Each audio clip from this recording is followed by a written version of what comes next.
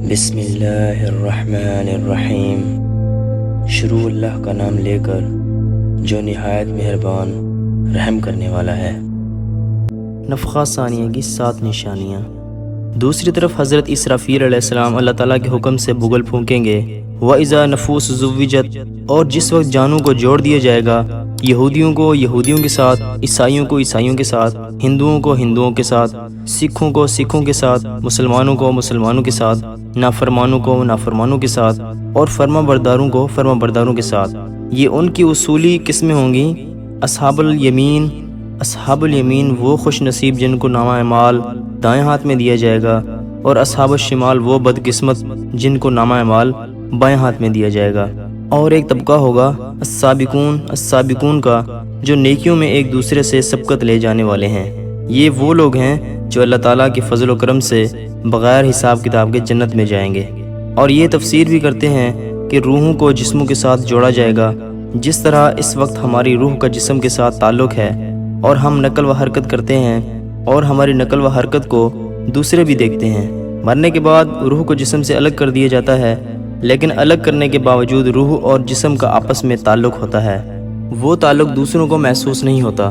قبر میں روح کا جسم کے ساتھ تعلق ہوتا ہے، جس سے مرنے والے کو ادراک و شعور حاصل ہوتا ہے، اور اسی ادراک و شعور کی وجہ سے فرشتوں کے سوالوں کو سمجھتا اور جواب دیتا ہے۔ من ربو کا، من نبی کا، ما دینو کا، یہ جواب دے گا میرا رب اللہ ہے، میرا نبی محمد صلی اللہ علیہ وآلہ وسلم ہے، میرا دین اسلام ہے۔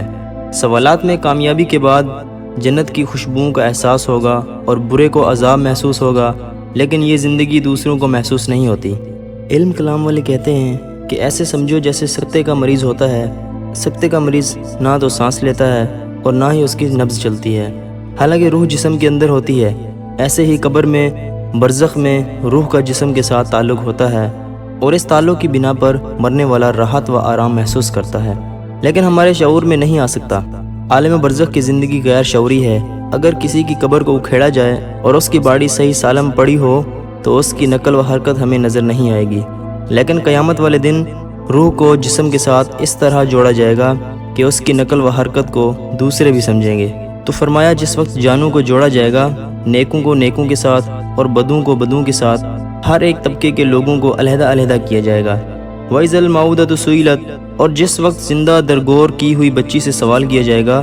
عرب کے کچھ خاندانوں میں یہ رسم بد تھی کہ لڑکی پیدا ہوتی تو اس کو زندہ دفن کر دیتے تھے، مارتے نہیں تھے۔ کہتے تھے مارنے سے گناہ ہوتا ہے۔ بھائی سوال یہ ہے کہ قبر میں کتنی دیر زندہ رہے گی؟ تازہ ہوا نہ ملے تو 5-10 منٹ کے بعد مر جائے گی۔ ایسا وہ اس واسطے کرتے تھے کہ اس کی شادی کا انتظام کرنا پڑے گا، اس کا خرچہ ہمیں اٹھانا پڑے گا، اس لیے یہ حرکت کرتے تھے۔ تو فرمایا جس وقت زندہ درگور کی ہوئی بچی سے پوچھا جائے گا بِأَيِّ ذَنْبٍ قُتِلَتْ، کس گناہ کے بدلے وہ قتل کی گئی تھی، تیرا کیا گناہ تھا؟ مسئلہ یہ ہے کہ نابالغ بچے سے اگر کوئی گناہ ہو جائے تو شریعت ان کو سزا نہیں دیتی۔ گناہگار تصور نہیں کرتی کہ معصوم ہیں، غیر مکلف ہیں۔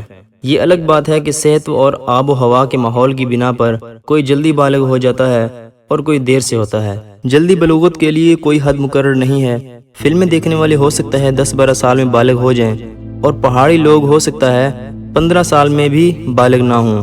فقہ کی کتابوں میں لکھا ہے کہ 15 سال کا لڑکا لڑکی ہر صورت بالغ ہوتا ہے، لیکن اس سے پہلے کی کوئی حد مقرر نہیں ہے۔ 14 سال کی عمر میں بالغ ہو جائے، 13 سال کی عمر میں بالغ ہو جائے، 12 سال کی عمر میں بالغ ہو جائے، ہو سکتا ہے۔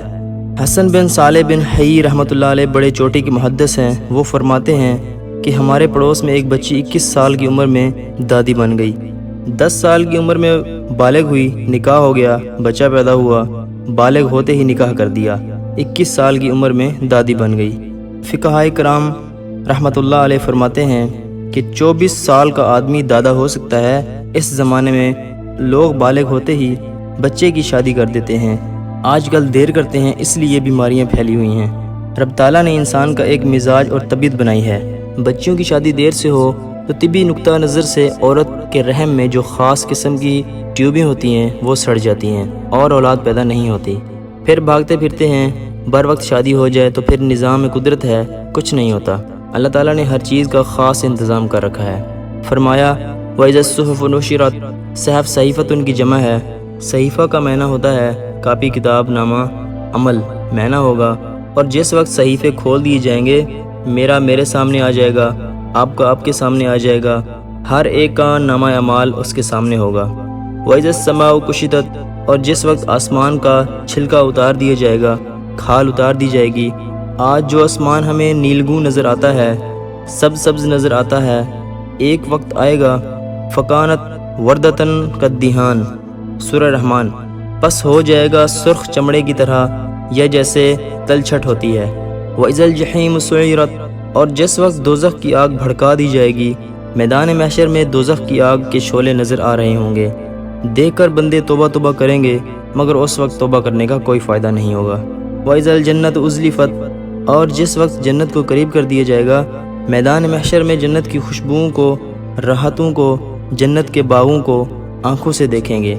ہر ایک کی قلبی خواہش ہوگی کہ میں جلدی سے اس میں داخل ہو جاؤں۔